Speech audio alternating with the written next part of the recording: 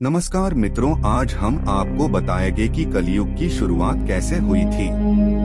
तो वीडियो को पूरी देखें और मित्र वो हमारे डिलक्सवाई हिंदू चैनल को सब्सक्राइब कर लो और ज्ञानवर्धक वीडियोज के लिए तो चलिए मित्रों शुरू करते हैं। पुराणों में 4 युगों का वर्णन मिलता है: सतयुग, त्रेतायुग, द्वापर युग और कलियुग। कलियुग को एक श्राप कहा जाता है। पर क्या आपको पता है कि पृथ्वी पर कलयुग कैसे आया? कैसे कलयुग की शुरुआत हुई? आइए हम बताते हैं आपको। कलयुग का उदय कैसे हुआ? क्या हमने कभी इस बात की ओर ध्यान दिया है कि ऐसा क्या कारण रहा होगा जिसके चलते कलयुग को धरती पर आना पड़ा? वह न सिर्फ आया बल्कि यहाँ आकर यहीं का हो गया। तो आखिर क्या रहस्य है कलयुग के धरती पर आगमन के पीछे? महान गणितज्ञ आर्यभट्ट ने अपनी पुस्तक आर्यभट्टियम में इस बात का उल्लेख किया है कि जब वह 23 वर्ष के थे तब कलयुग का 3600वां वर्ष चल रहा था।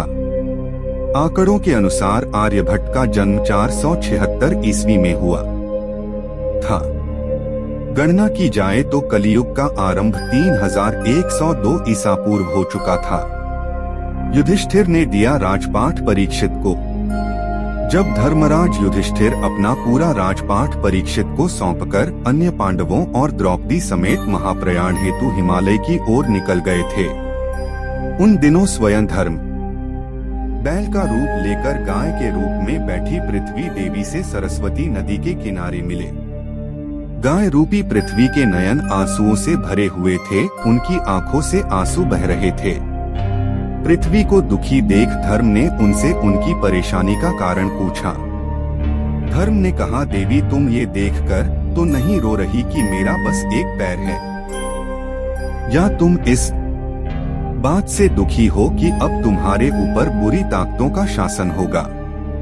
इस सवाल पर पृथ्वी देवी बोली है, धर्म तुम तो सब कुछ जानते हो, ऐसे में मेरे दुख का कारण पूछने से क्या लाभ? सत्य, पवित्रता, क्षमा, दया, संतोष, त्याग, शास्त्र विचार, ज्ञान, वैराग्य, शौर्य, तेज, ऐश्वर्य, कांति, कौशल, स्वतंत्रता, निर्भीकता, कोमलता, धैर्य, साहस, उत्साह, कीर्ति, आस्तिकता, स्थिरता, गौरव, अहंकारहीनता आदि गुणों के स्वामी भगवान श्री कृष्ण के स्वधाम जाने की वजह से कलयुग ने मुझ पर कब्जा कर लिया है। पहले भगवान कृष्ण के चरण मुझ पर पड़ते थे, जिसकी वजह से मैं खुद को सौभाग्यशाली मानती थी, परंतु अब ऐसा नहीं है। अब मेरा सौभाग्य समाप्त हो गया है। धर्म और पृथ्वी आपस में बात कर ही रहे थे इतने में असुर रूपी कलयुग वहां आ पहुंचा और बैल और गाय रूपी धर्म और पृथ्वी को मारने लगा। राजा परीक्षित वहां से गुजर रहे थे। जब उन्होंने यह दृश्य अपनी आंखों से देखा तो कलयुग पर बहुत क्रोधित हुए। अपने धनुष पर बाण रखते हुए राजा परीक्षित ने कलयुग से कहा, दुष्ट पापी तू कौन है? इन निरीह गाय तथा बैल को क्यों सता रहा है? तू महान अपराधी है।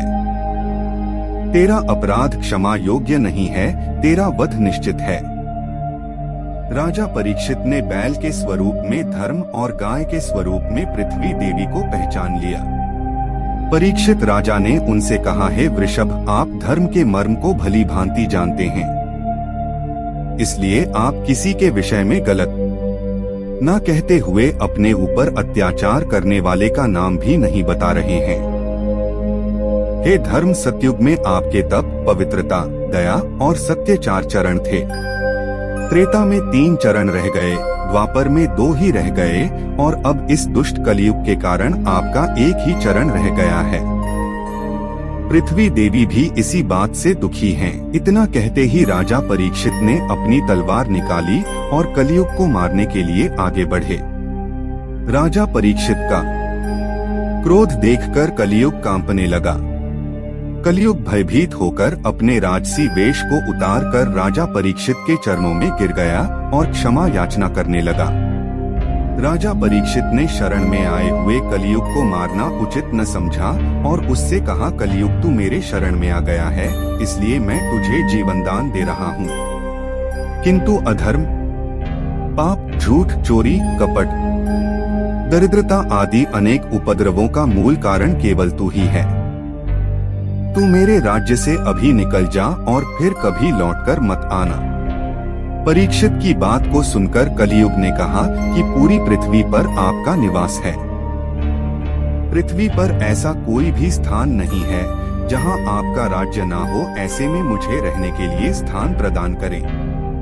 कलियुग के ये कहने पर राजा परीक्षित सोचने विचार कर कहा, झूठ, द्यूट, मद्यपान, परस्त्रीगमन और हिंसा, इन 4 स्थानों में असत्य, मद, काम और क्रोध का निवास होता है। तू इन 4 स्थानों पर रह सकता है।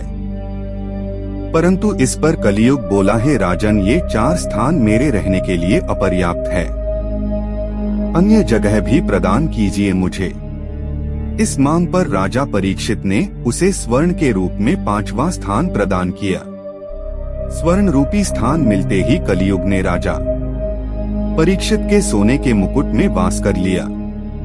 कलियुग इन स्थानों के मिल जाने से प्रत्यक्षतः तो वहां से चला गया, किंतु कुछ दूर जाने के बाद अदृश्य रूप में वापस आकर राजा परीक्षित के स्वर्ण मुकुट में निवास करने लगा। इसी कारण कलियुग आज धरती पर है। तो मित्रों, ये वीडियो आपको अच्छी लगी हो तो वीडियो को लाइक एंड चैनल को सब्सक्राइब करे देना। मित्रों, मिलते हैं नई वीडियो के साथ, तब तक के लिए नमस्कार।